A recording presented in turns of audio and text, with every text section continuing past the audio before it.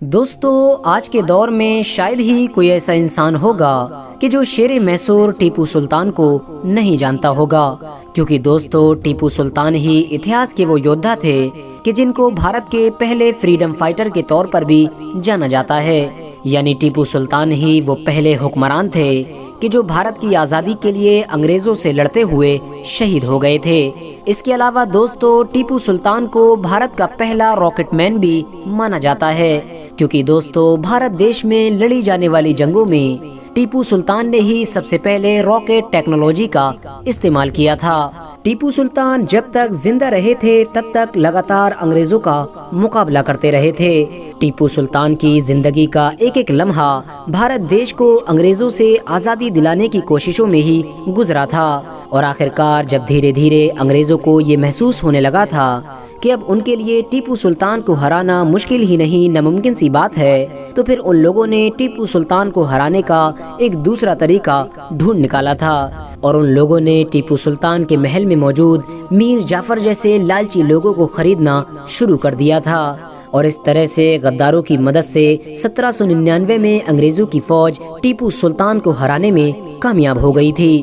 دوستو ٹیپو سلطان کی کہی ہوئی وہ بات کہ جو آج تک لگ بھگ سبھی اتہاسک کتابوں میں مشہور ہے، وہ یہ تھی کہ شیر کی ایک دن کی زندگی گیدڑ کی 100 سال کی زندگی سے کہیں بہتر ہے، اور ٹیپو سلطان نے یہ ڈائیلاگ اس وقت بولا تھا کہ جب وہ انگریزوں کے خلاف لڑتے لڑتے میدان میں بالکل اکیلے رہ گئے تھے۔ لیکن دوستو پچھلے کچھ دنوں سے ٹیپو سلطان سے جڑی ہوئی ایک پوسٹ سوشل میڈیا پر بڑی تیزی کے ساتھ وائرل کی جا رہی ہے، جس پوسٹ میں یہ بتانے کی کوشش کی جا رہی ہے کہ 1787 میں ٹیپو سلطان نے انگریزوں کے خلاف سلطنت عثمانیہ سے بھی مدد مانگی تھی،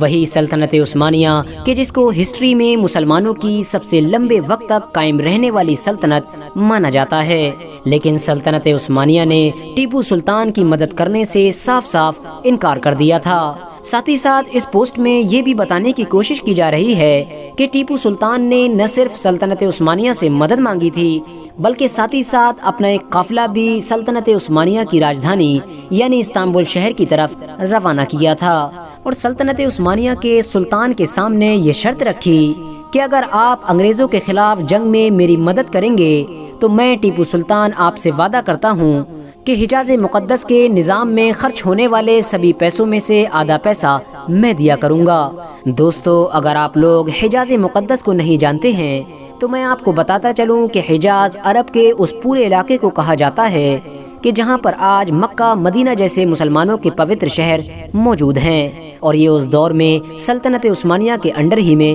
آیا کرتے تھے، اور ان شہروں پر خرچ ہونے والے سبھی پیسوں کی ذمہ داری بھی سلطنت عثمانیہ کی ہی مانی جاتی تھی۔ لیکن اس کے باوجود بھی سلطنت عثمانیہ جیسی بڑی اور امیر سلطنت نے ٹیپو سلطان کی مدد کرنے سے انکار کر دیا تھا۔ تو دوستو آپ کو بتاتے چلیں کہ اس طرح کی پوسٹ کرنے والے سبھی لوگ ہسٹری کے صرف ایک پہلو کو ظاہر کر رہے ہیں، کیونکہ دوستو اس بات میں تو کوئی بھی شک نہیں ہے کہ 1787 میں ٹیپو سلطان نے انگریزوں سے لڑنے کے لیے سلطنت عثمانیہ سے مدد مانگی تھی، لیکن ہاں یہ کہنا کہ بلا کسی وجہ کے سلطنت عثمانیہ جیسی امیر اور طاقتور سلطنت نے ٹیپو سلطان کی مدد کرنے سے انکار کر دیا تھا، یہ اتہاس کے ساتھ ناانصافی ہوگی، کیونکہ دوستو اگر آپ لوگ اتہاس کے پنوں کو پلٹنے کی کوشش کریں گے تو آپ کو یہ معلوم چلے گا کہ جس دور میں ٹیپو سلطان نے سلطنت عثمانیہ سے مدد کی گہار لگائی تھی، یہ وہ دور تھا کہ جب سلطنت عثمانیہ خود بھی حد سے زیادہ کمزور ہو چکی تھی، نہ صرف کمزور ہو چکی تھی بلکہ بہت ساری یورپین طاقتوں کے ساتھ جنگ کر رہی تھی، ایسی جنگ کہ جس میں وہ ہار کی کگار پر کھڑی ہوئی تھی۔ اور اسی دور میں ہی جہاں ایک طرف ٹیپو سلطان نے سلطنت عثمانیہ سے مدد مانگی تھی، تو وہیں دوسری طرف خود سلطنت عثمانیہ نے بھی کئی چھوٹی چھوٹی مسلم سلطنتوں کو خط لکھ کر ان سے سلطنت عثمانیہ کی مالی مدد کرنے کی درخواست کی تھی۔ ساتھ ہی ساتھ دوستو اس بات کو تو ہم سارے ہی لوگ جانتے ہیں کہ سلطنت عثمانیہ کے آخری 100-150 سال بڑی ہی مشکل کے ساتھ گزرے تھے۔ یہ پورا ہی 100-150 سال کا دور سلطنت عثمانیہ کے لیے پوری طرح سے جنگوں سے بھرا ہوا تھا، اور سلطنت عثمانیہ کا سارا وقت جنگوں میں ہی گزرا تھا۔ فی الحال دوستو آج کی اپنی ویڈیو کو ہم یہیں پر ختم کرتے ہیں۔ ویڈیو پسند آنے پر نہ صرف ویڈیو کو لائک کر دیں بلکہ اپنے فرینڈز کے ساتھ بھی ضرور شیئر کریں، اور اسی طرح کی نالجیبل اور ہسٹوریکل ویڈیوز ہمیشہ دیکھنے کے لیے ہمارے اس چینل کو سبسکرائب کر کے ساتھ ہی میں بیل آئیکن کو بھی پریس کر دیں۔